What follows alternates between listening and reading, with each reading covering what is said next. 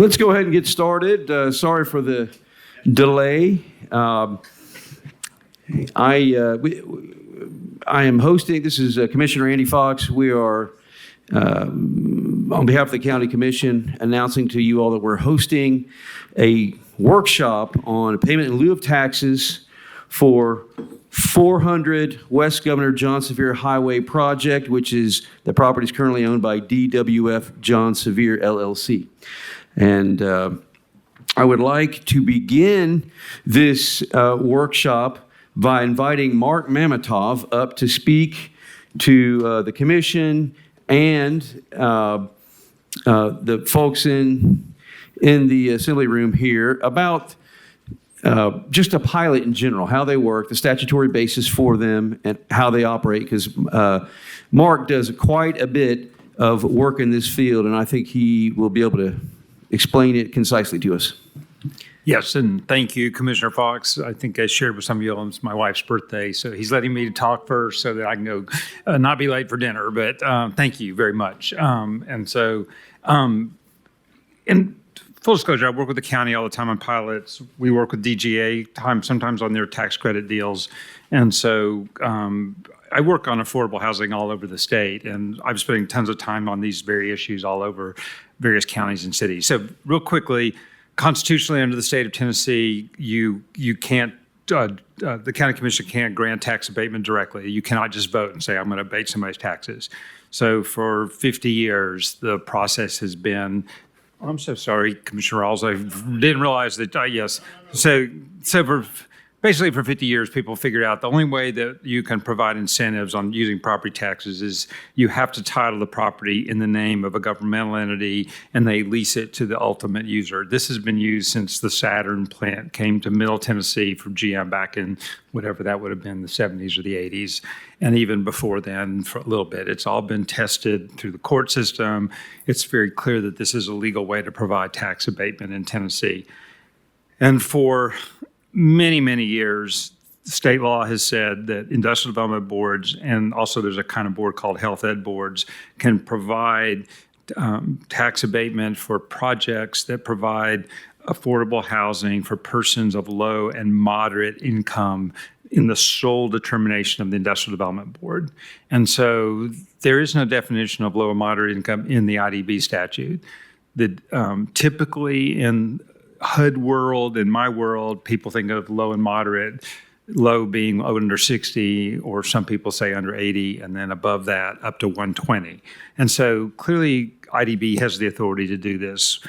We've changed a ton of statutes in recent years, largely at the request of various legislators across the state for how can we help affordable housing. This has not really been a very partisan issue. It's been the Republican legislatures have asked me to draft a number of statutes that have liberalized state law to allow TIFs and pilots to be used to support affordable housing projects. It's beyond what you probably want to hear about tonight, but I can go through a litany of those that have been done. So this is an issue that is being seen in all the large metropolitan areas across the state, and particularly in the ring communities around Nashville, and you're seeing it to be more and more common.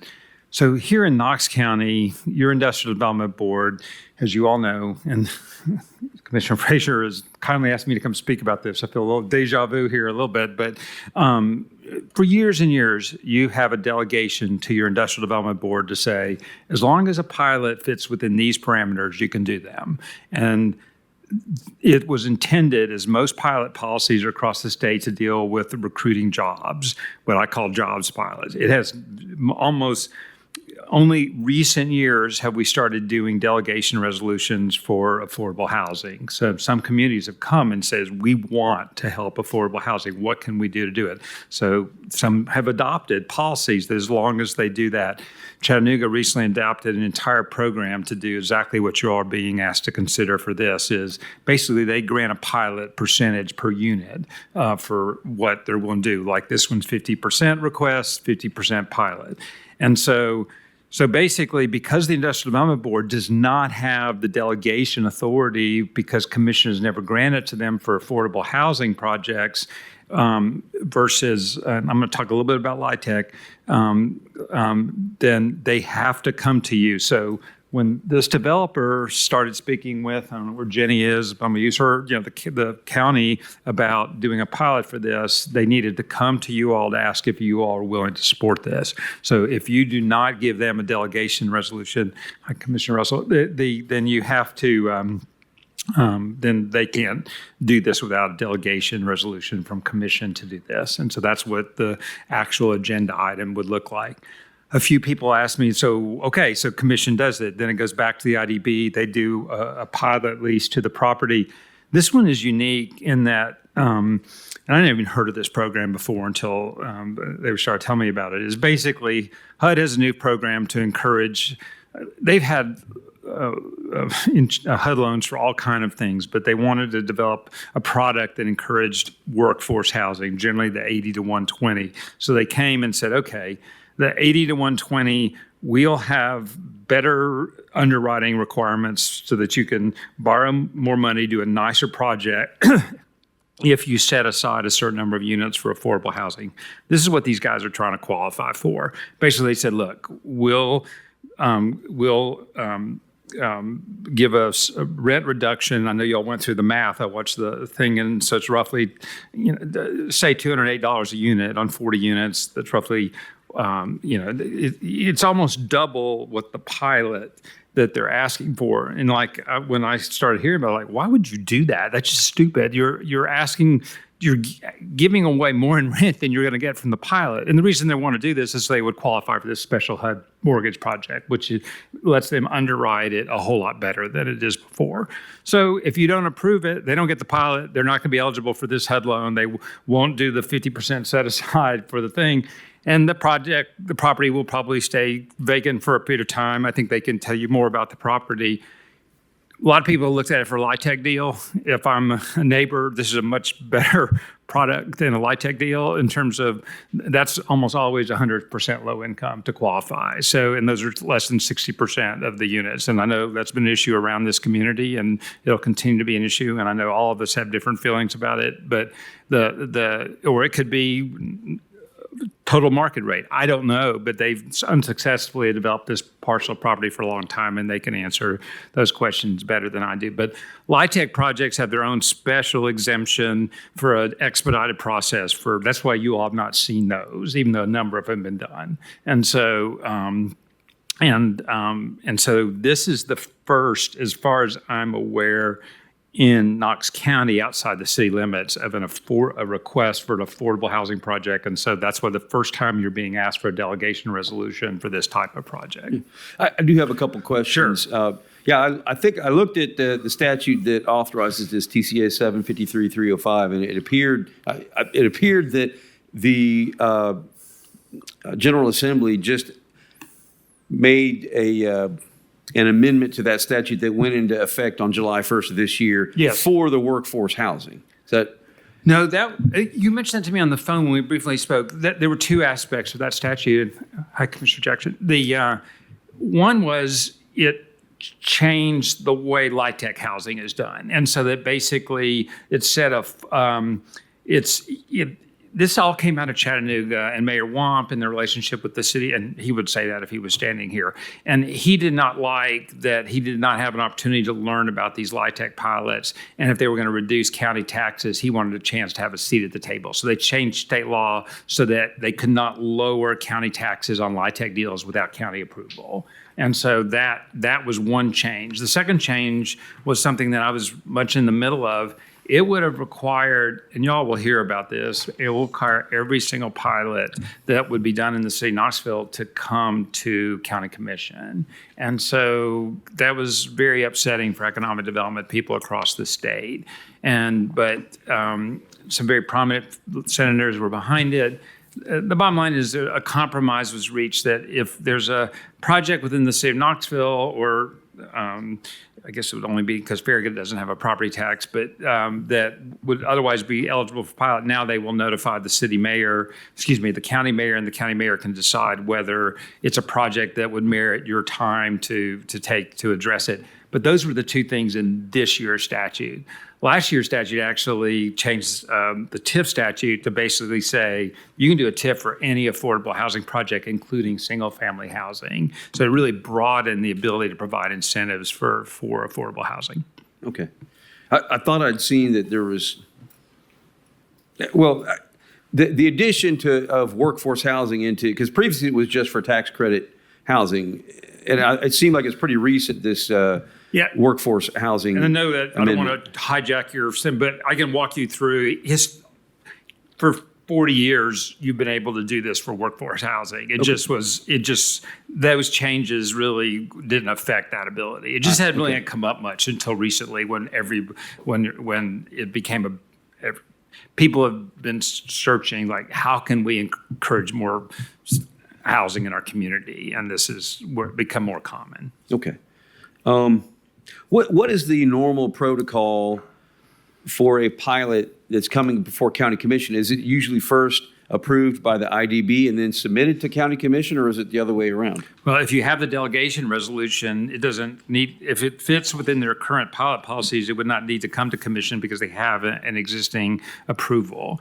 And so this is one of those unique cases, like, and that was not a pilot, but a very similar process like Biddle Farms and Farragut, where it was totally outside the box, and so it came to commission.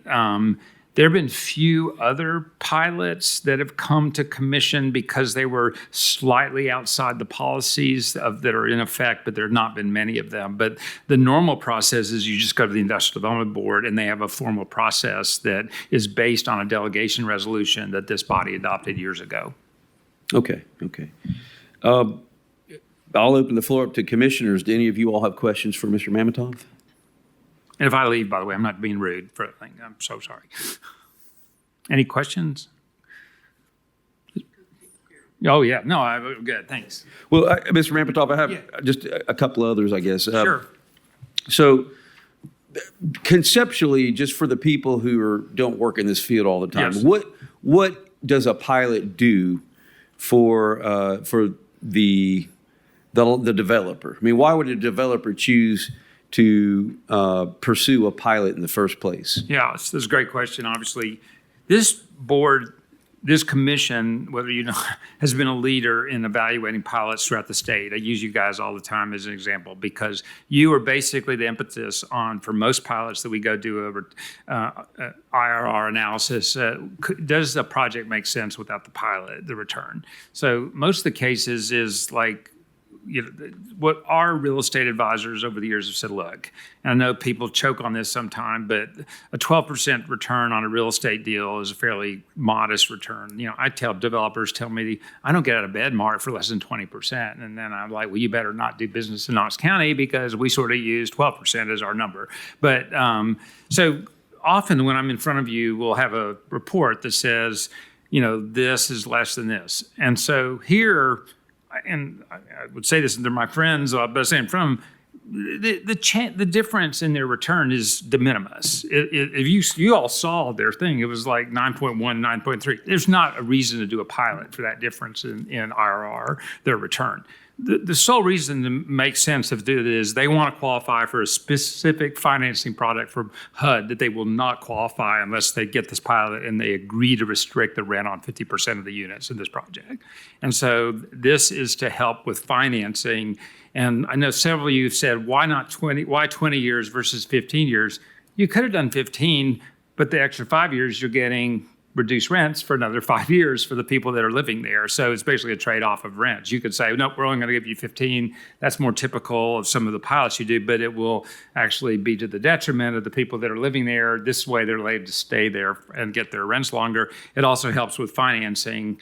As Commissioner Jackson will tell you, if you can produce your predict your cash flows for a 20-year period versus a 15-year period, you're able to do your financing projections better for your loan. So this is a really unique product. I know some of you all like, okay, am I going to see a ton of these?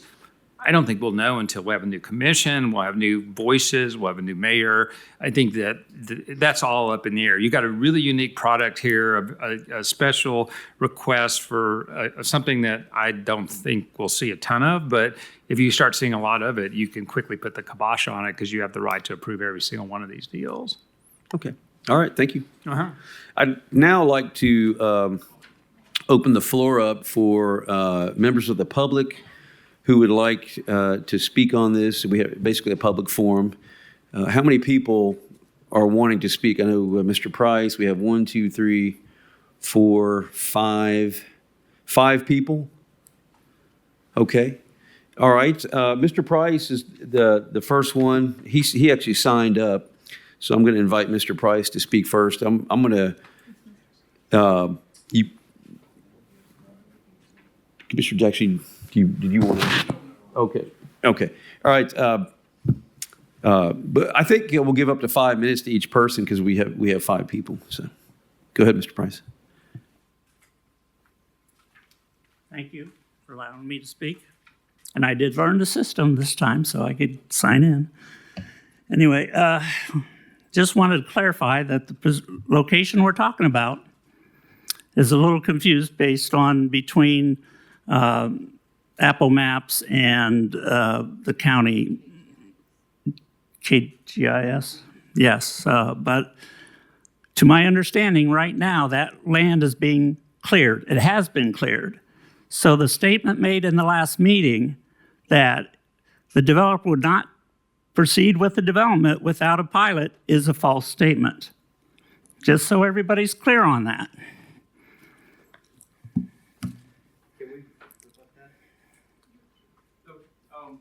Well, that was the...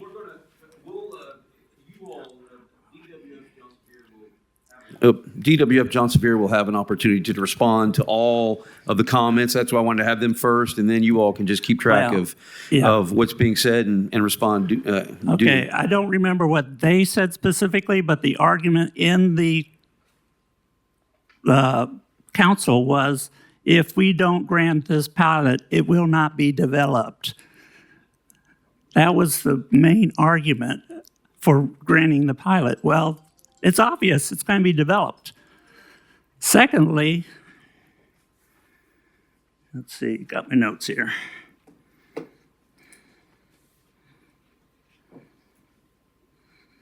Is this development needed? There's 5 other developments on John, well, this would be the 5th development on John Sevier. That's, again, going to tax, like we've talked about, the infrastructure.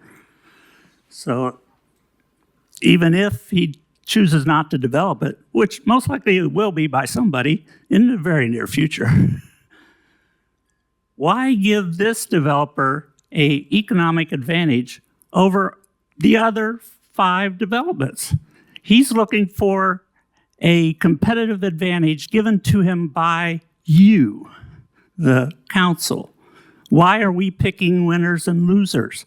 That is government overreach in my mind. And is he contractually obligated to keep the rents low for the 30 years he's getting the tax break? I don't know that answer. I think the answer to that is yes. Oh, okay. Okay, with the There IDB. is a contract that he has to uphold. Yes. Okay. Definition of a workforce housing. I heard the reference of 60 to 80 or 60 to 120,000. My son-in-law is a fellow in medical field. He is living in a 1,400 square foot single car garage with not any of these amenities they're talking about putting in this facility. No clubhouse, no swimming pool. If he wanted to offer workforce housing, he could lower his rents and cost by not offering all these amenities. He's just trying to get a leg up on his competition so he can offer lower rent than his competition with you facilitating it.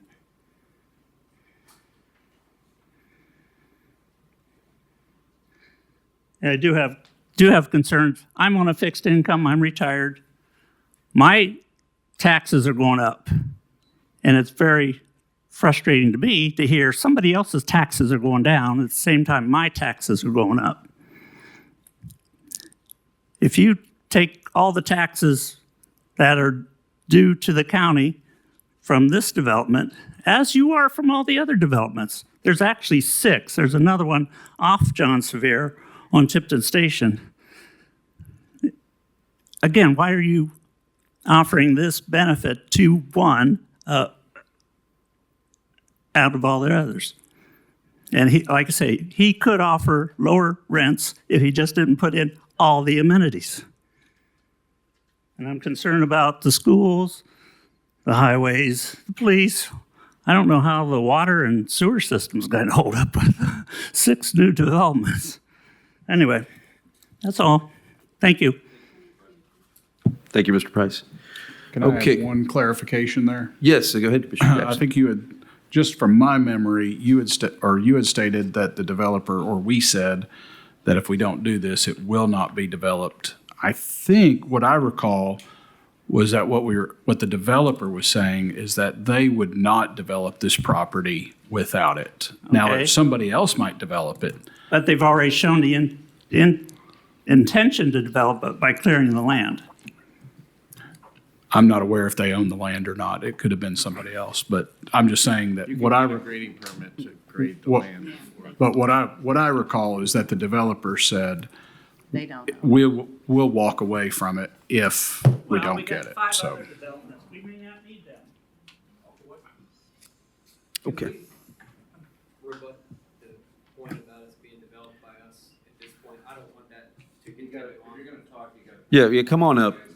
I'll let you, I'll give you a minute. I'm going to give you the floor for a long time later, but Sounds good. if you want a minute just to respond to that. Absolutely. We don't own the property. We aren't developing anything. The property next door is developing and they are using, there's an agreement, the current landowner has an agreement or is here to speak, representative.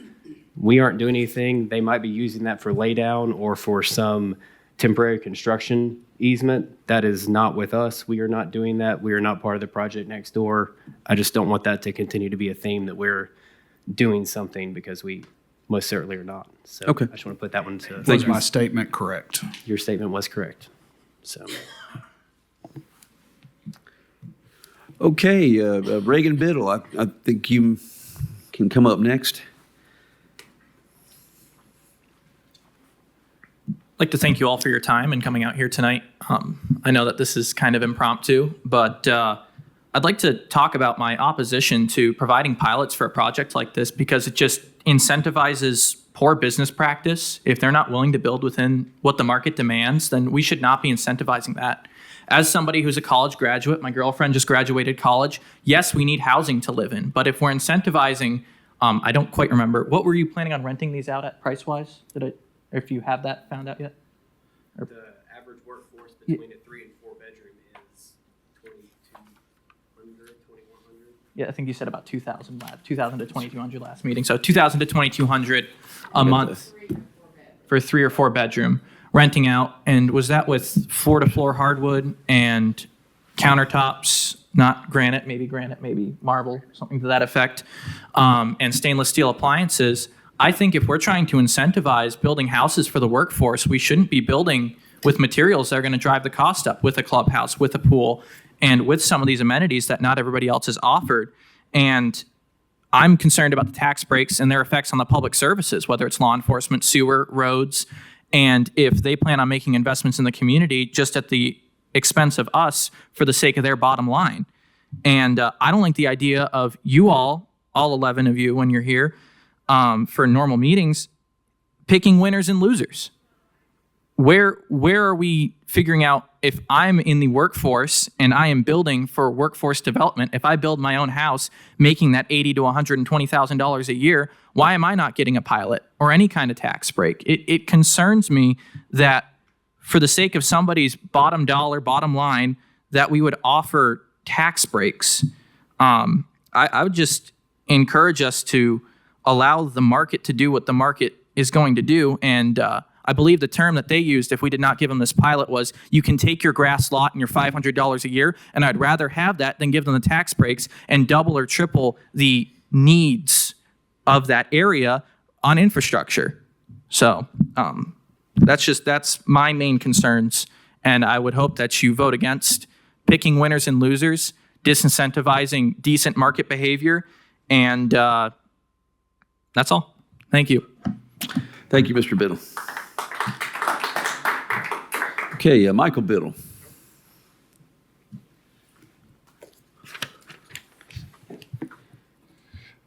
Michael Biddle, Farragut, Tennessee.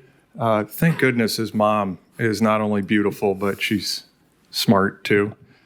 Reagan, thank you so much. My name is Michael Biddle. I had the pleasure of being the chair of the equivalent of an IDB. It was called an IDA up in New York, Industrial Development Agency, for 2 counties. We were the only bi-county industrial development agency. I chaired that for 5 years, secretary and treasurer for the other 5 years. So intimately involved with the workings, very familiar with the HUD proposal that they have on, and I totally understand why they're asking for the pilot. With that, the only time that our IDA okayed any personal, or residential housing was for Section 8, for purely to support HUD and Section 8 directly. This affordable housing term is relatively new term on the landscape for government and for private business, and it's an ethereal one. $120,000 up to. Just to put things in perspective, if you make $100,000 a year and you have decent credit, you can take out a 30-year mortgage for a $400,000 house. Okay? Let that sink in for a minute. I'm just trying to put us where we're at here. We're talking affordable up to $120,000. To me, that's not affordable housing. That's not, if you're making $120,000, you should not be, my opinion, put in for any affordable housing. There's 268 current residential properties in the county of Knox that are $300,000 or lower. Remember, $100,000, you can get a $400,000 loan. Mr. Jackson probably knows better than this, but he is my banker too, so he's smarter than me. What I'm saying is there's plenty of property out there, and I lowered it, 300,000 and lower. I didn't look up 400,000 or lower, but it should go up quite a bit. I urge you so very much, and Reagan said it better than I could.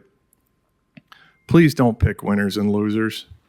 I really believe that an IDA should be focused on economic development, which turns into tax money, which helps infrastructure for roads, schools, ambulances, fire, and so on. And if you are ever going to do anything, I really urge you to focus on Section 8 housing and very truly dedicated lower income, because we do have people, not at $120,000, but we do have so many residents and fellow citizens that are making $20,000, $30,000 a year. If you're going to do anything, please focus on that. $2,000 for a 3 or 4 bedroom condo, townhouse, apartment. I'm not sure what they qualify it as. Again, as you can tell, my son is a capitalist, and so am I. Government intervention, especially being from New York, does not bode well, folks. Your taxes go way up, and it's no good for anybody.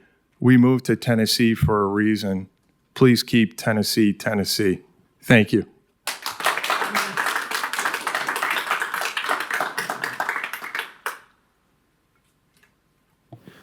I saw a few more hands out there. I know Paul Yeager is here, and he would like to speak. Who else would like to speak? Ma'am, I'm sorry, what's your name? Lauren Crawwinkle, sir. Oh, okay. Yeah, you spoke a few weeks, months ago, I think. All right, I'll take Mr. Yeager. Is it okay if I take Ms. Crawwinkle first? Okay. All right, come on up, Ms. Crawwinkle. Thank you very much, commissioners. I've come here to speak in opposition to this plan. I grew up in South Knoxville. I am currently a college student at UT. I'm going to be graduating next spring, of course, if all goes to plan. I've seen South Knoxville flooded with new people in the past few years. We love them. My family's made friends with folks from California, New York, who've come in to appreciate the character of our local community. And we love that. But our infrastructure is not ready to support the quantity of new arrivals that we have. And now we are having these apartments built. Infrastructure takes tax dollars. That tax burden will either go onto the company that wishes to profit by building these apartments in our community, or those tax dollars will come from everyday ordinary families. And if we don't pay that cost in dollars, then we will pay that cost in degraded infrastructure, in overcrowded, low-quality schools, in unreliable services. The benefit offered by this company in exchange for the reduction in taxes does not meet the needs of our community. I've heard the argument that this lower cost in housing is needed for young people who are wanting to move back to live near their parents. As one of those young people graduating college soon, I reject that argument. I do not need luxury apartments. I'm willing to start small. What came up in the last meeting was Formica countertops. I don't need granite. I'll take the Formica countertops. But make sure that our community has the resources that we need to thrive. Thank you. Thank you, Ms. Crawwinkle. Okay. All right, Mr. Yeager, you want to come speak?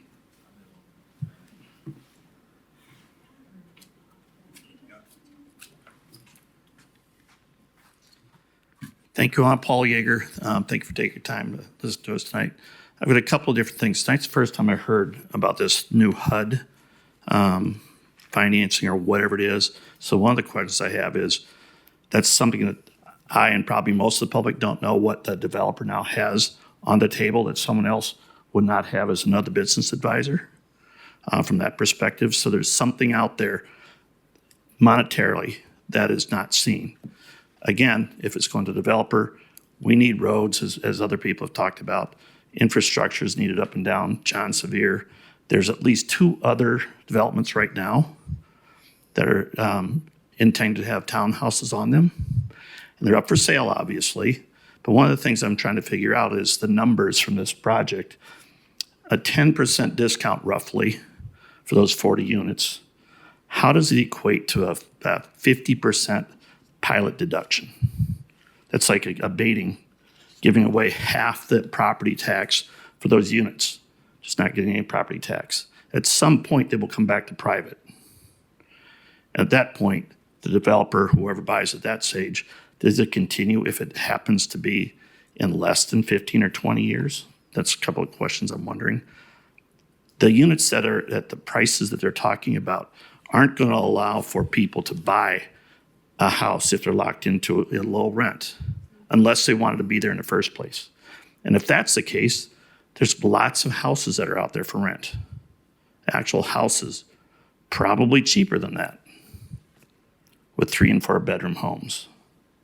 So there's a lot of things from that perspective that I think need to be looked at before anything is, especially if this is a new thing for Knox County. Because if it's new today, it's old tomorrow and everything's going to be around it. There will not be just this developer wanting to do whatever project it is to abate 50% of their property taxes, but there's going to be more coming right behind it. So the HUD part is a very big, new, interesting twist for what that is.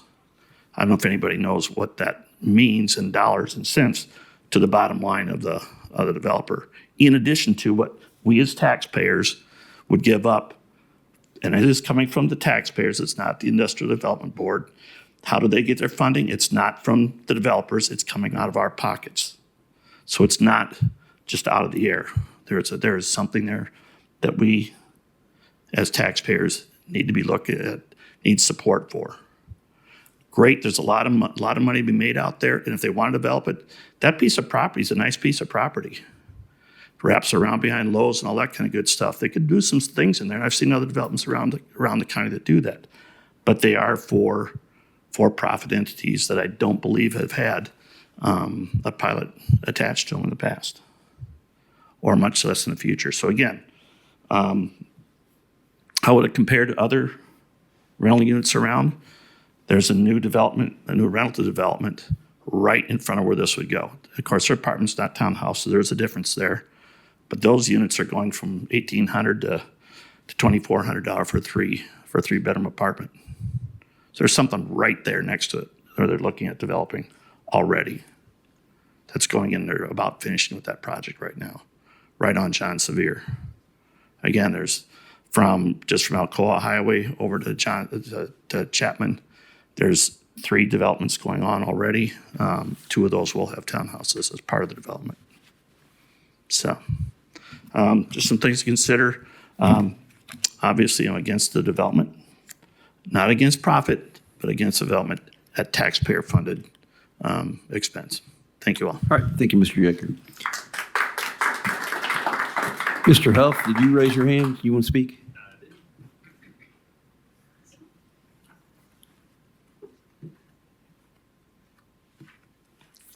Thank you, Commissioners. Thank you, Commissioner Fox, for letting me speak.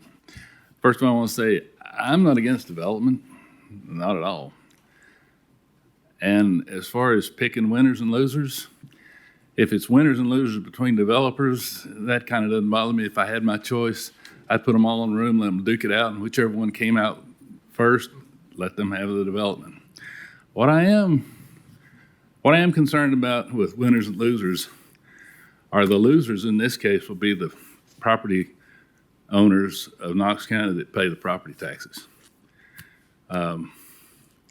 We're losing 2 ways, actually. When Victor Ashe finger annexed Chapman Highway and took all the property around John Sevier Highway into the city, he also took all the sales tax revenue with him, which means all we get in the county is sales tax for schools. We don't get the rest of it. All these developments around Chapman Highway, they're going to shop at Lowe's, Food City, Home Depot, Walmart, all that. Most of that sales tax revenue goes to the city. What's left of the property taxes, that's what pays for the roads, all the infrastructure and everything else. And some people have said our taxes are going up this year. My tax assessment went up by a factor of 3. I don't know that my taxes will go up because the rate may come out. I don't know yet. But funding this by taking tax revenue, by taking the only tax revenue that we have left out of the system, it makes no sense to me. I don't know how there's nothing anybody could tell me that would explain why that makes sense in this particular case. To be perfectly selfish, my question is, what's in this for me? There is nothing in this deal for the average taxpayer of Knox County. Thank you. Thank you, Mr. Huff. Okay, come on up. I feel like I'm walking up in front of my own firing squad here. Mr. Russell. Just shaved something a I little want bit. you all I to didn't think recognize. about is we've got a ball field in South Knoxville that many of you have told me we don't have funding for. And then we're talking about giving a tax break to this developer. And that just looks really bad to South Knoxville. I mean, really bad. If we can't pay for a ballpark, we shouldn't be giving tax breaks to developers. I mean, it's just common sense to me. And another thing, is there a way that we cannot give the people that need the houses a tax break, a voucher, instead of developers? Then people can live where they want to live, They don't have to go to this place or any other particular place. They can pick where they want to go. To me, that makes more sense for the people too. But I hadn't planned to speak tonight, but that's what I have to say. Thank you. Okay, could you state your name for the record, please? Brad Russell, Dry Hollow Community. Okay, thank you, Mr. Russell. All right, is there anyone else who wishes to speak at this time? Okay. State your name, please. Kenneth Johnson. I live in Knox County. Okay. Grew up in East Knoxville. Grew up in East Knoxville. Went to Fulton High School. Moved out of East Knoxville to South Knoxville to get away from the inner city and those things. And just recently, a property right next to me at 7815 Sevierville Pike sold, and they're putting some kind of development in there. So moving away, I had 4 neighbors. Now I'm going to have like 48 neighbors right next to me. Okay. So now I don't have a problem with Knox County developing, growing. That's great, but do it on their dime. Okay. If they want to play, they should pay. I mean, we have to pay. I pay property taxes. We don't get breaks. Why should they? That's all I have to say. All right, thank you, Mr. Johnson. Okay, anyone else wish to speak this evening? Okay, I invite Mr. Mullins and others who would like to speak in defense of the project.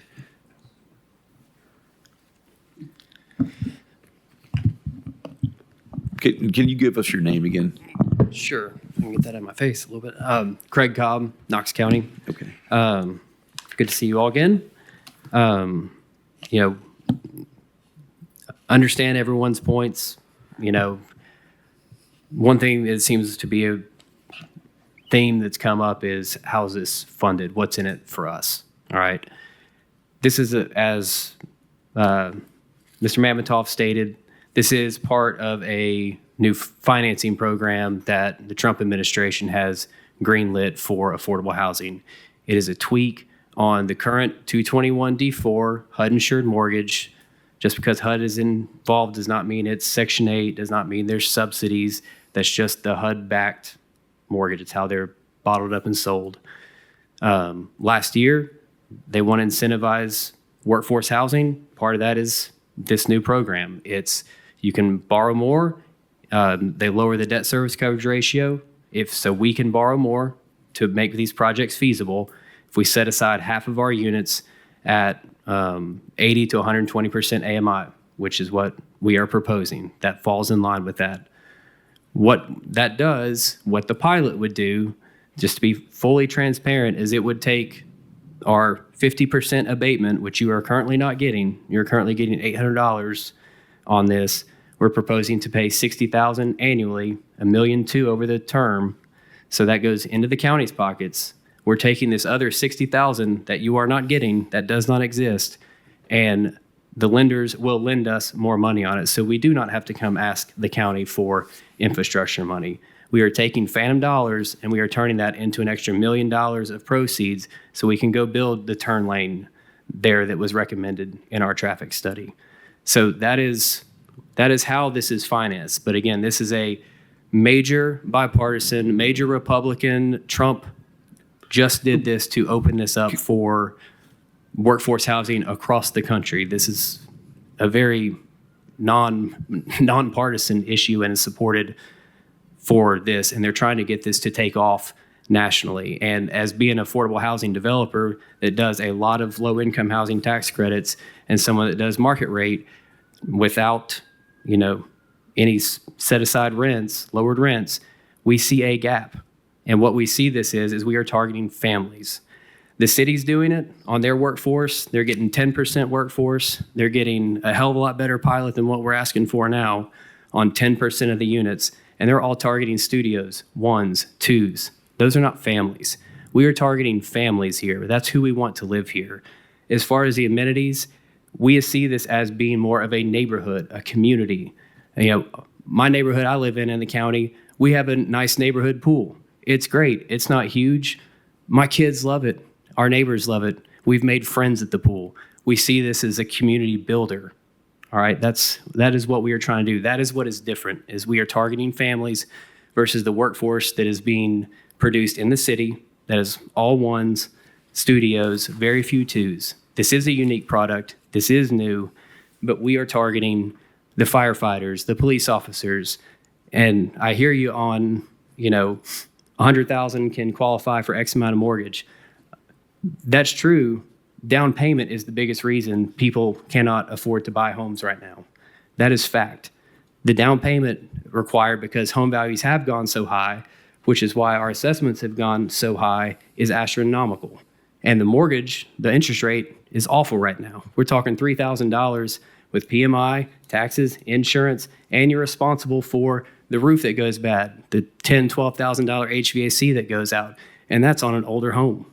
And so come live here. That we want to offer a place for people to save, whether it's from the market units there or comparing it to what a mortgage would cost, which is a significant difference here, significant dollars in people's pockets to go spend in the county, to go beef up their savings, to go on vacation, to go buy that home somewhere without it being stretched to where, we qualified for a mortgage, but now we're spending 50+% of our income just to keep up with the mortgage and going up. This is an alternative. It's 80 units. It's properly zoned. We're not asking for any variances. That is full disclosure. That is what we are doing, and that is what we are asking for. But this is part of a national program that has been rolled out by the Trump administration to broaden and to provide price points here. And this is an incentive, and that is what we are trying to comply with here. Somebody had mentioned, why not use vouchers? Would, your reduced rents, could somebody use a voucher for that? I mean, we take voucher holders at all of our tax credit properties. We do that. That's we aren't planning on doing that because we have a different product for that. We have a different type where KCDC can use that. But I mean, we're not planning to. They could, but we aren't planning on taking KCDC vouchers, which is up to the landlord whether you're going to do that or not. This has a nomenclature of workforce. I mean, this is still market rate amenities. We're still at market forces here. We don't have a project-based subsidy tied to this where, there's a 4,000 person wait list at KCDC that are living in their cars, that, don't have a lot of options. We see this as a economic development tool so we don't lose a Smith & Wesson to Blount County where there's, maybe more affordable housing. This will be 20 years, 40 units for 20 years that the county can say, yeah, come on, we've got X, Y, and Z. We've got developers doing setting aside workforce housing for your people to come here. I mean, Knoxville's growing. Oak Ridge is absolutely booming with all the money coming in. That's going to trickle down to here. We're going to get a lot more people coming in for that and everything that goes along with the federal government pumping $6 billion into a neighboring county. So that is what we are doing. We are not hiding anything. That is full disclosure on our plan, on what we plan to do, how it's being financed, what the pilot does for us. Again, it is a tool for us to go borrow money that you are not getting, phantom dollars, and we turn that into extra loan. So we don't have to come say, we can't put in that turn lane. No, that's part of what we're doing. It's going to go into the property. We're going to pay for it. Okay. Do any commissioners have additional questions? No? You're getting 60 times more than what you're currently getting, and if it won't be developed, you won't. I mean, it's basically a non-revenue producer for the county. $800 a year, maybe $840, 8 and change in property taxes. So if it's not developed, and we've got a representative from the seller who's owned it for 20, 24 years to talk about some of the challenges of the prior, attempts to the prior attempts to develop it. So could we?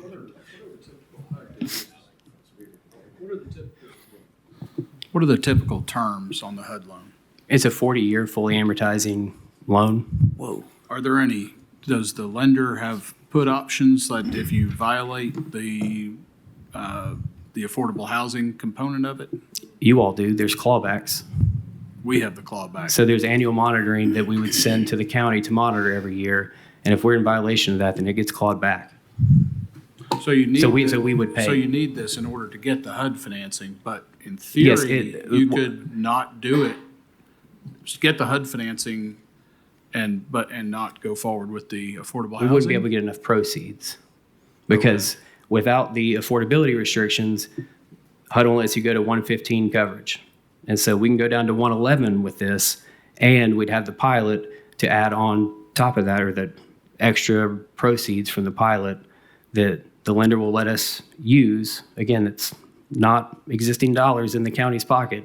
We take those savings and we go borrow. So we get higher, or we get a lower debt service coverage and more loan proceeds. And that is what makes this project financially feasible. But again, we build 60% AMI housing. We build market rate housing. We see a need here. And again, we're targeting families in the county to just have another option where they don't have to go blow in their entire savings on a down payment. And then now they're at risk for, oh crap, the HVAC went out in month 6 and now I've got a $10,000 problem. Like I just spent all my savings on a down payment. I mean, this lets people hopefully save up, get in a good position to where they're really financially stable to get into that house down the road. You gotta use your microphone. What is the percentage now on most conventional loans down payment? Like residential or Homeowner. for commercial? Well, no, I'm thinking for a homeowner? property owner, yes. I mean, I'd say typical is 10%, so They have on to come up with 40,000, 10% down? you know, that would still require PMI, which is private oh, so mortgage that's on insurance. top of it. 20% avoids PMI. Yeah, 20%. So on our average, on our average price house in the county, roughly $450,000 to avoid PMI and have lower payments. That's $90,000 out of pocket plus closing costs. I mean, you're talking $100,000 out of pocket. That's a lot. I have a couple of questions in regards to the 40 families that would be living here that we're asking Knox County citizens to subsidize. Are there any restrictions that require that those 40 units be rented to people who have a history of being a Knox County resident? Are there any restrictions so that someone new can't just move in from out of state and automatically qualify for that, where people who've been paying their property taxes for a year are subsidizing? That's a fair housing violation. I don't think anyone can set aside on market rate or anything. You can't blackball people just because they came from Loudoun County or California. Okay, so then I guess my next question is, does Knox County have any say in who these 40 winners or losers are, or does your company have complete say in who those renters are? I mean, we're the property management company, we're the owner, and I mean, winners and losers, these are working people in Knox County. This is not, again, a zero renter with no job and whatnot. These are targeted for working households. So, I mean. But you're going to have more than 40 applications. I feel certain you will have more than 40 applications. So there will be winners and losers because there will be people who are turned down. It's a first come, first served basis, and we put people on a wait list like every apartment market rate renter complex does. It's kind of how it works. And then I guess the other thing that I noticed was I had done a little math here.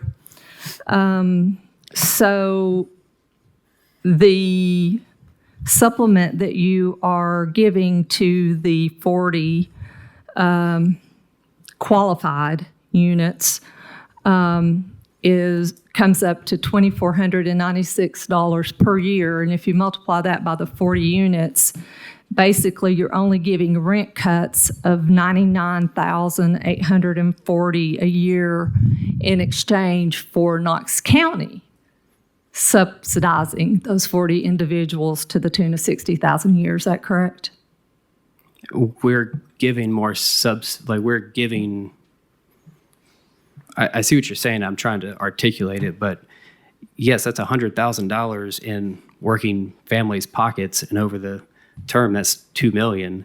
If you take that on what the average home and mortgage is right now on $3,000 plus the down payment you're out, we're talking $400,000. This is a $900 a year, or a unit a month difference between $3,000 mortgage plus and $2,100 workforce average. That's also the calculus too, is you are creating a bigger delta there. But yes, on these units inside our project, it is $100,000 a year more to people to have for emergencies, to go spend in the county, to go on vacation. Absolutely. I really enjoy numbers, and I notice you keep calculating that on a $400,000 home. How much are these units costing per unit? We are trying to work on our budget right now. So, but I mean, typically we are building things for, depends on site work. I mean, but on our vertical for a garden style, way more efficient, I mean, it's probably costing us $160,000 a unit, but that's on getting 24 to 36 units under one roof. That's a different calculus. That's smaller So square if you were footage. building these and selling these to, instead of it being affordable housing, it was housing that was actually affordable for someone to buy, and you were turning around and selling these for a couple of $100,000 a unit and still making a profit, their mortgage payment would be significantly below what you're charging. We don't build for sale housing. Thank you. That's not what we do.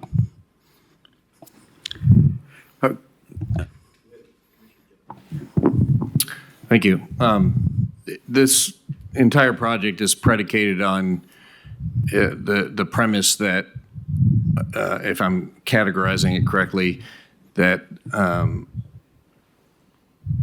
the national government, HUD, and therefore the states below it, are finding a need for people that can't afford necessarily to buy their own home, are still renting, but are in an income a working income category that needs some support and help to get from one level of, existence and living to another. Is that sort of a basic premise of what this program is for? Is to help people That's right. move from one state of housing to another state of housing, and to have some in the middle. Okay. Yes, that's right. And I mean, there's, as Mr. Mamatoff mentioned, Chattanooga has their own program. The entire state of Florida has something called Live Local, where if you go build workforce housing, I mean, you can go build it in any zoning category across the state, and you pay $0 in taxes from the state level. Right. So I mean, that's how heavily some people are incentivizing. But each state has their own. I correct. get it. Each state has their own program. For instance, but the premise of it is trying to help people who are not the most poor in a community, which would be a Section 8 housing, which has a whole nother set of discussion, and not. It's not helping people that can go out and buy a house today, whether it be a $200,000, $300,000, $400,000, $500,000 house for whatever. It's the part in the middle. Okay, is that accurate? Yes. Okay. Can you have done, while you haven't done necessarily this particular program, you've done other similar ones, LIHTCs and low income tax credits that we have approved over last 20 years or so. Can you go back to what is the demographic, or who is this targeting? What are the requirements that when somebody applies, they must, show, prove, and what are the parameters in which they have to be qualified, citizen, non-citizen, working, non-working? What are the things that you ask to qualify families to even, be able to apply? for this particular, Yes. Yeah, so I mean, it would be what we typically get on our market rate side. So I mean, you're having to show W-2s to qualify again. I mean, it's this. You have to be a working. So I mean, that proves you have to be working. Full-time working, okay. And we run full background checks. That's what we do. We're not letting in people with murders in their past and criminal violent criminal history. So full-time working, and background so checks. background checks. So that's social security numbers. That's your address on where you're working. I mean, all that stuff. But yeah, I mean, we run good projects. We we check everyone that comes in and make sure they, our tax credit stuff for sure, income qualify, because every unit there is income restricted. But this would be the same background check, the same pay stubs to prove that you've got the income to qualify and to stay within these restrictions. And is that an annual check to make sure people are still working and there's, or is there an application period and then that, gets checked does it get checked every year? Or does it get checked every? Yeah, so the county would get yearly updates and, for us to prove that we're staying inside the parameters of the program. Okay. And are the units themselves, is it one side is the rent subsidized side and one side is not, or is it all mixed together? They're totally fungible. Okay. Thank you.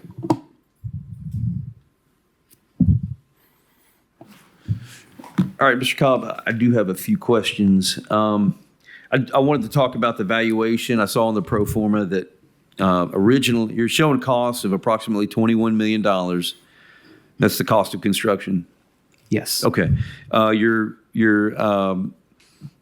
discounting, though, the value of the project to $18.7 million for to determine what the tax payment would be at the current, what the rate was at 1.55. That's correct. With a 40% appraisal.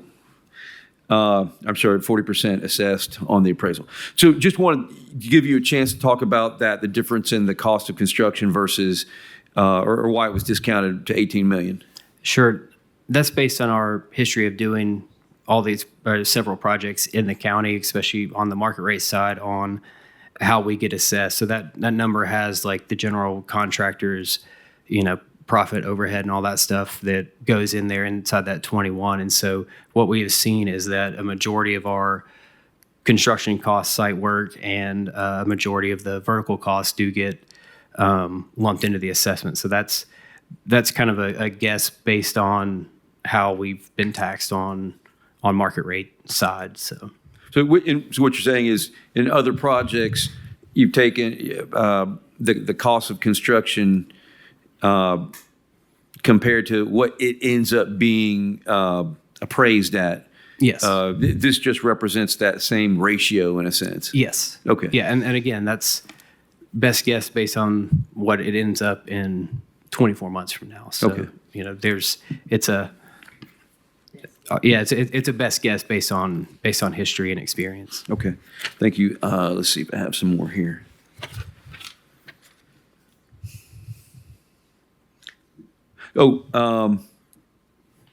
Just for the public, so they know these. We keep throwing around these figures, 80 to 120. You're talking about 80 to 120 to 120% of the what the annual median income. Yes, for Knox County. Is that what that is? Yes, so that's published every year by a group called Novogradac. Right now, the 100% AMI for a four-person household is $103,000 and change. So roughly $80,000 to $125,000, somewhere in that range would be this set aside. Okay.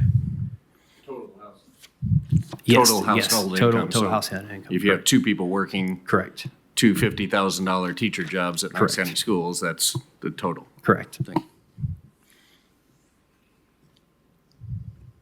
you. And that's the 40-year. That's a typical loan, 40-year. It is for a HUD loan. Okay. For That's a kicking HUD it way out D4, there. there's a HUD 223F that's more of it's a 35-year, but it's more of like a rehab sort of loan. New construction is the 40-year fully amortizing. We use them all the time.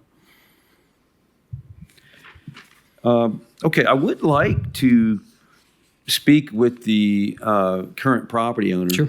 Now, so you are with Dominion, and Dominion is seeking Contract. under contract? Yes. Okay.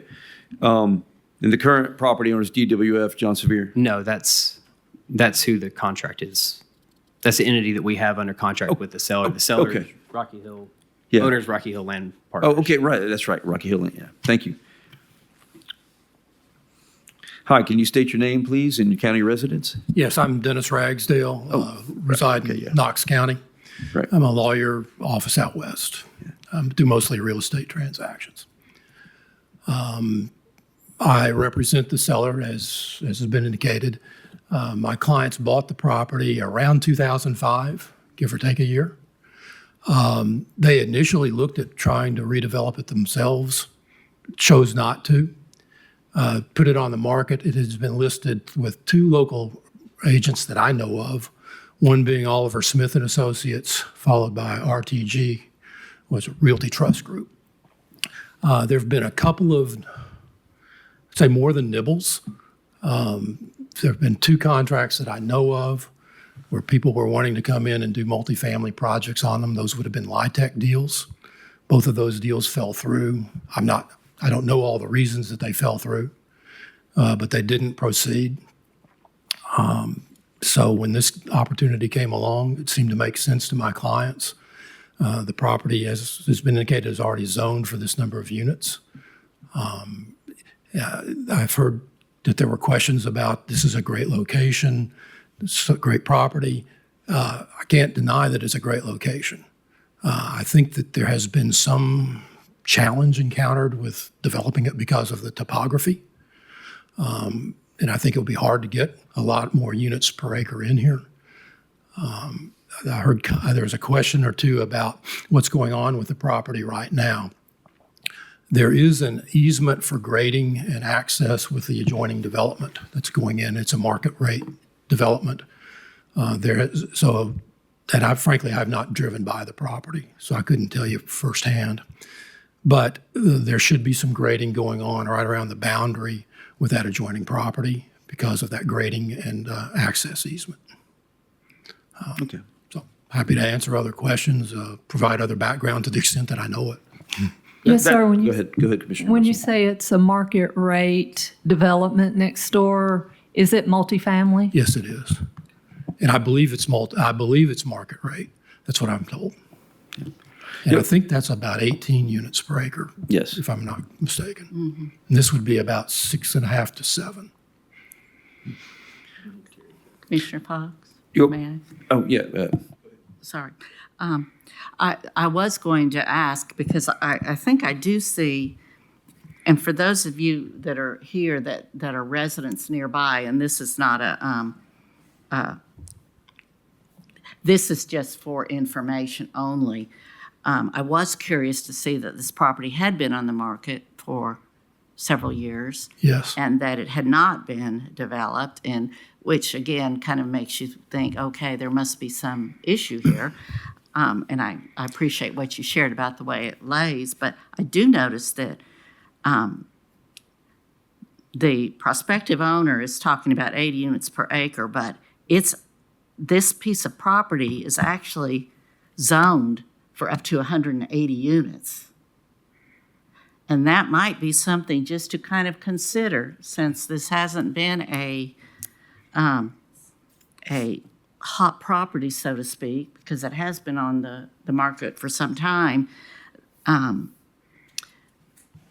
Whether it's partly HUD funded or whatever, that the people that have looked at it have been truly the low income builder, and this one is not. It's a workforce development. And I would be a little nervous. This is 80 townhomes that they're proposing to build that sound like they're going to be very nice townhomes. They're not going to be building junk. It could very well be 180. It could be in a huge apartment complex. Could be the next thing that comes along. I'm not saying it will or it won't. I'm just saying that This piece of property could right now accommodate 180 units. Well, but it may be the problem. My point is if this doesn't happen, something else will happen. It is going to be bought. Give us tax breaks. Yeah, give us tax breaks. I'm just talking about what, I'm not talking about tax breaks. I'm just talking about what.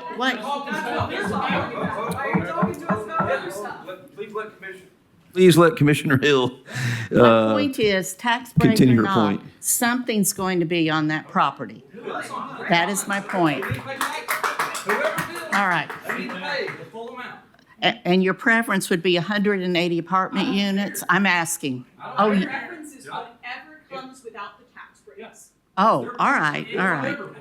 Even though it could initially triple the infrastructure requirement, all that wouldn't matter. As long as it's renters paying. May I finish? May I finish? I let you finish. May I finish? Please let Commissioner Hill finish. So She has the floor. I'm just asking, just theoretically, because you don't know what might end up there, that the preference of the community would be to have 180 families there instead of 80 families, as long as they were paying fair market value. I'm just asking. You're begging the question. No. This is not right now, this is not a back and forth. I am merely Okay, pointing all right. out something's going to go there, and I live in Hardin Valley and Carnes. That's who I represent. If you think that something like this, even the tax subsidized, isn't new, I will tell you, you never know what else might be down the road. That's the only point I'm trying to make. Yeah, I have one in my community. We have it. We have it. It's wonderful. It's wonderful. So don't push me on that point, because we have it. Well, we're getting them all over. I got one right next to me. On 11 Okay. They took apart, and I had Yeah, four that's neighbors. true. Now I'm gonna have like 48 neighbors. Okay. Commissioner Hill, are you finished with your comment? Okay, I am. I just wanted to point out the current zoning on that Right. property begs itself to have a whole lot more undesirable perhaps than what's being proposed. And I'm just saying that that could be a consideration. That was my only point. Okay, thank you, Commissioner Hill. I'm recognizing Commissioner Russell next. Thank you.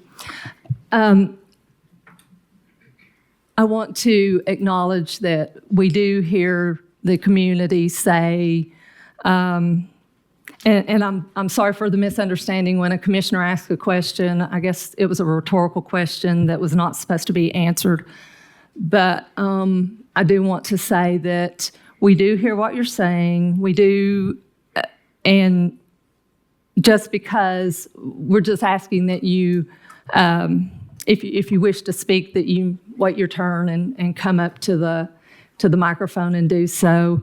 But we do hear what you're saying, and there is no guarantees that it will be any type of development, and we do hear what you're saying.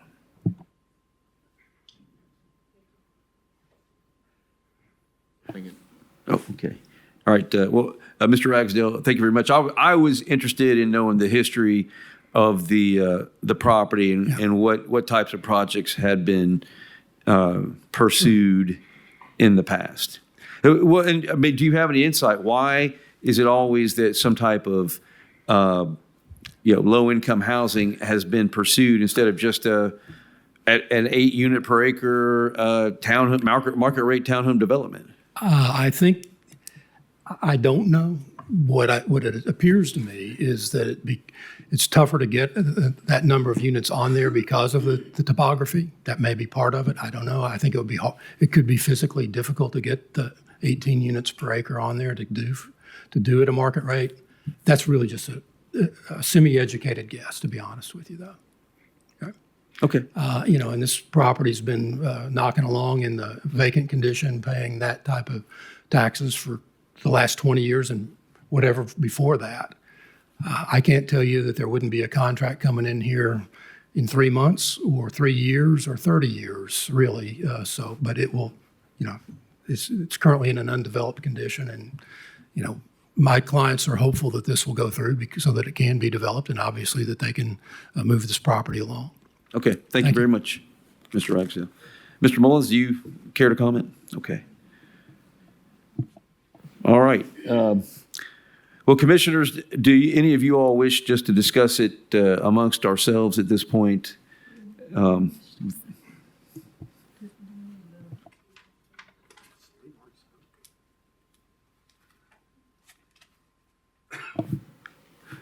Is there a member of the community that would like to, in light of what we heard from the proposed developer and the current owner, is there someone who would like to respond and maybe have a minute to respond to that? Okay, Mr. Biddle? Which one? Reagan?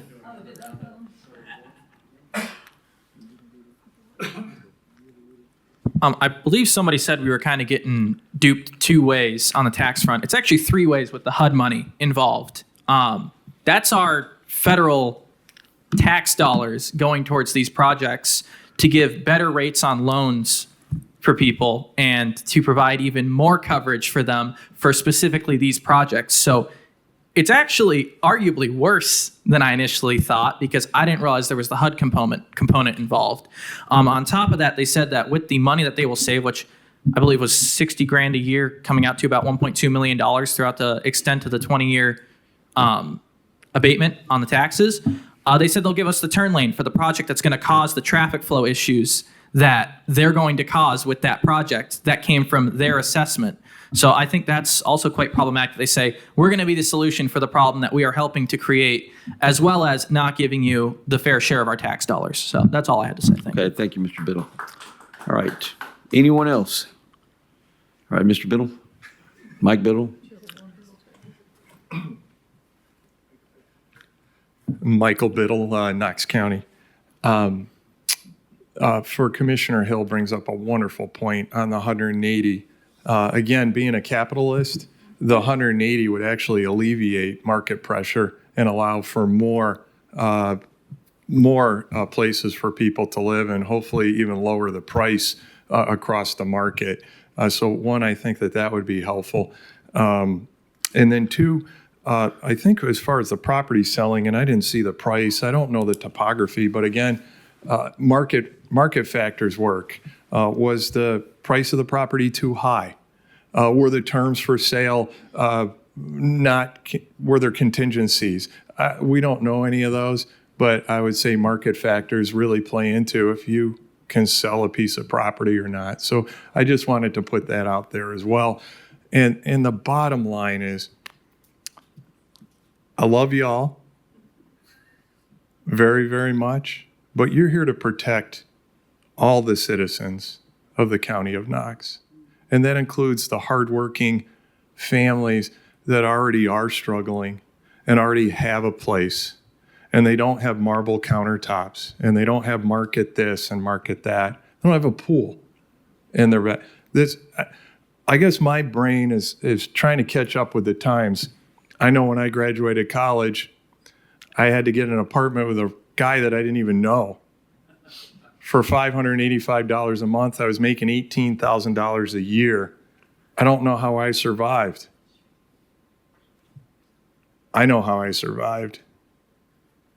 I bought what I could afford, and I struggled, and I had Formica countertops and those really bad chipped cabinets. Time's running up, Mr. Biddle. Thank you. All right, thank you. Okay. I am going to give Mr. Cobb the last word on this, but is there anyone else from the community who would like to speak? Okay, Mr. Price.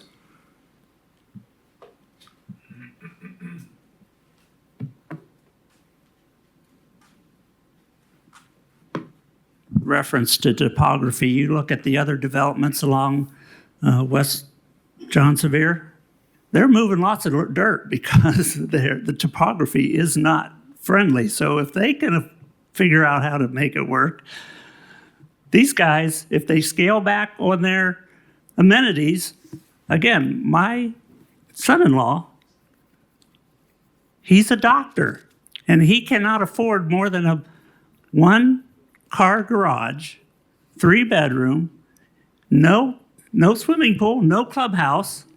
Why are they want to make this a not a workforce place. They want to make it an upperly mobile professional market, competing with others, out-competing the other people in the area. All right. Thank you, Mr. Price. All right, Mr. Cobb, I want to give you the last word. And you have as much time as you feel like you need. All right. Well, I won't be too long. I know we've been here a while, but to Commissioner Russell, I guess you brought up something that I wanted to bring up earlier. Next door, yes, it's market rate. It's 286 units. It also has HUD financing on it. HUD is just a mortgage who backs the mortgage. It's not a HUD it's not federal resources going into a project. Just when we hear HUD, it's not always bad. So that has a HUD-backed mortgage. That's majority of 1s and 2s. They do have some 3s. I believe a gentleman brought up that they're marketing 3-bedroom garden-style walk-up for $2,400. Our townhome, more family neighborhood are less than that. So we are offering a break, but it's a complementary to next door. They have no 4 bedrooms. They have very few 3s. That's all 1s and 2s, handful of 3s. Ours should be a complementary project next to it. So it's not, just want to point out that they're not going to be competing, cannibalizing each other, where we're just building a bunch of, tons of units here next to each other that are going to cannibalize. It's totally different product, totally different renter target, a totally different program. Again, we're offering to partner with the county to provide workforce housing. This is an economic development tool for the next 20 years. We hope it will help. It will provide over $1 million of money for the county that you are currently not getting and will not collect if it stays undeveloped.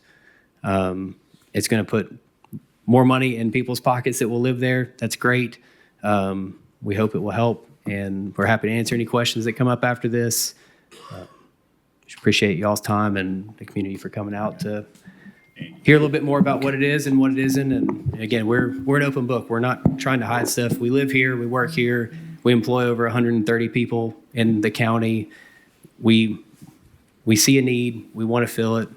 We want to help these federal mandates that are coming down, and not mandates, but federal programs to incentivize this. That's what we're working with here. So we're asking for a partnership here, and yeah, we're not D.R. Horton coming in here building and then merchant selling out, because that's what they're doing. I see the broker listings. So D.R. Horton comes in, they are building townhomes in Knox County. Those things are on the market. Those things are selling for $300,000 to probably some hedge fund. Let's just be real. We aren't buying that. We can't make the math work. That didn't make sense to me.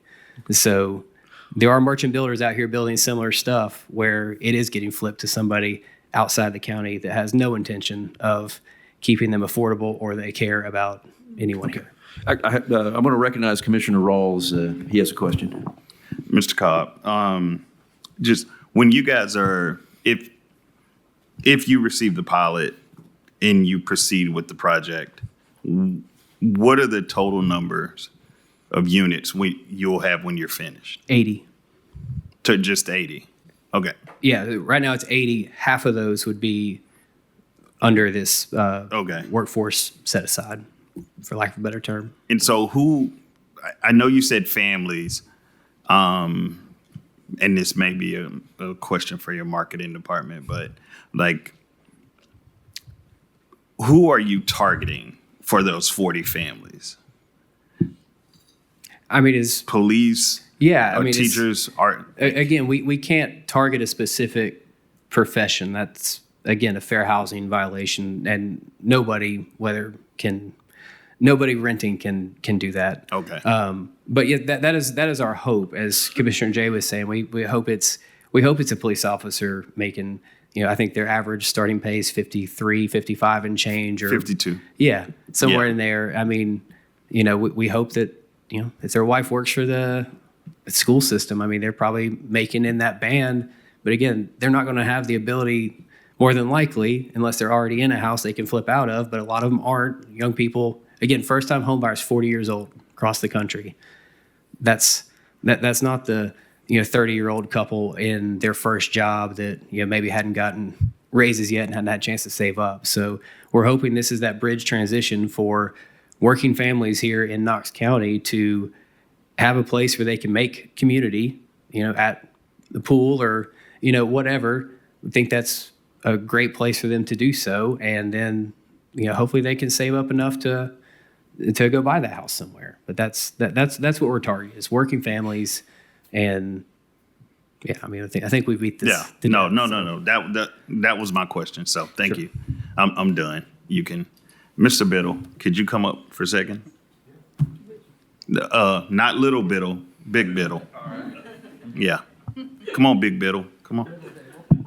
Yes, Commissioner. You said you served on an IDB in New York. Equivalent of, yeah. Oh, yeah. Yeah. What is the purpose of an IDB? Oh, an IDA, the Industrial Development Agency up in New York, and then the one here, which there is a website through the Knoxville Chamber, is to promote economic development. Okay. So building is considered a part of economic development, right? I think that's very subjective.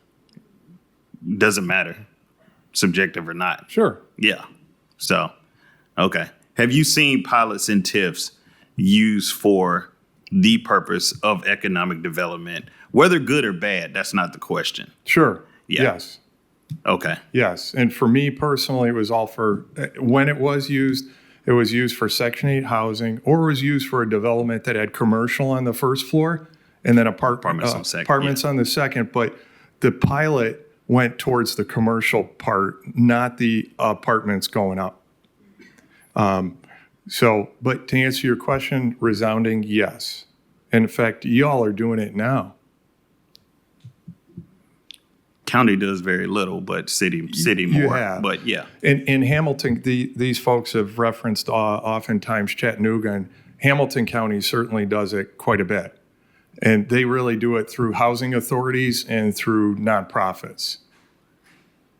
Thank you. You're Thank welcome. you, Big Biddle. Thank you, sir. Thank you, Commissioner. Commissioner Jackson. Yeah, thank you. I just wanted to explain to everybody a little bit, there have been a couple comments about HUD financing, but the HUD itself is a, tax handout.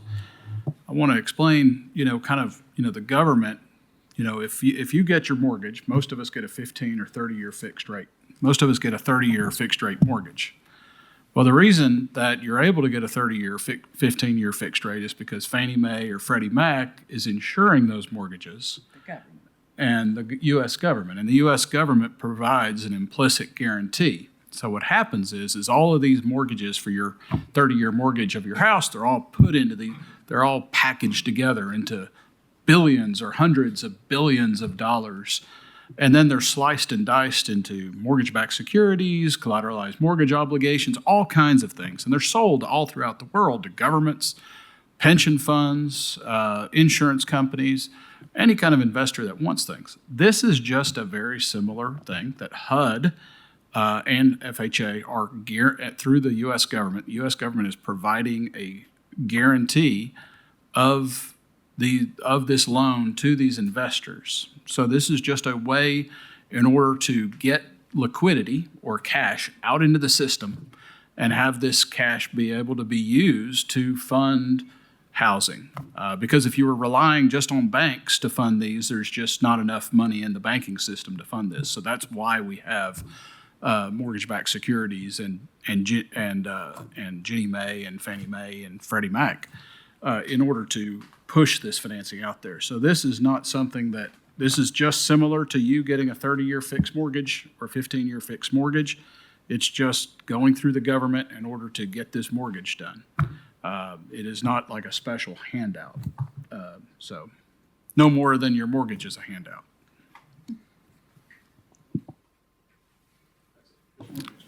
All right. Thank you, Commissioner Jackson. All right. Well, seeing no further comments, thank you all for attending. Thank you very much, Mr. Cobb, for showing up and weathering the storm here. And we'll see you next Monday.